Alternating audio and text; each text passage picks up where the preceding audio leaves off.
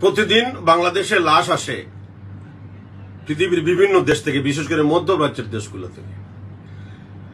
বাংলাদেশ সরকার অথবা আমাদের কর্তৃপক্ষ, আমাদের দূতাবাস, আমাদের পররাষ্ট্র মন্ত্রণালয়, প্রবেশ কল্যাণ মন্ত্রণালয়, আমলারা, সচিবরা এখনো পর্যন্ত একটা বার এয়ারপোর্টে গিয়ে জিজ্ঞেস করে নাই মানুষটা কিভাবে মারা গিয়েছে। অন্যান্য দেশের কোন শ্রমিক যদি মারা যায় তার সরকার তদারকি করে মৃত্যুর কারণ কি।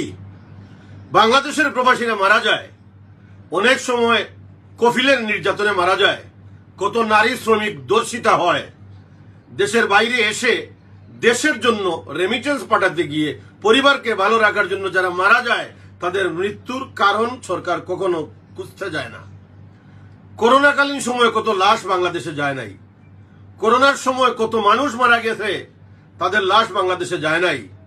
তাই বলেছিলাম প্রবাসীদের নিয়ে একটা কমিশন করা দরকার, যারা প্রবাসীদের কষ্ট বুঝে, প্রবাসীদের সমস্যা বুঝে, তাদেরকে নিয়ে একটা কমিশন করে সংস্কার করুন, প্রস্তাবনা আনুন, চিহ্নিত করুন প্রবাসীদের সমস্যাগুলা। এই প্রবাসীরা বাঁচলে বাংলাদেশ বাঁচবে। অথচ আজকে যার যার ব্যস্ত রাজনৈতিক দল করবেন, কোটি টাকার মালিক হবেন।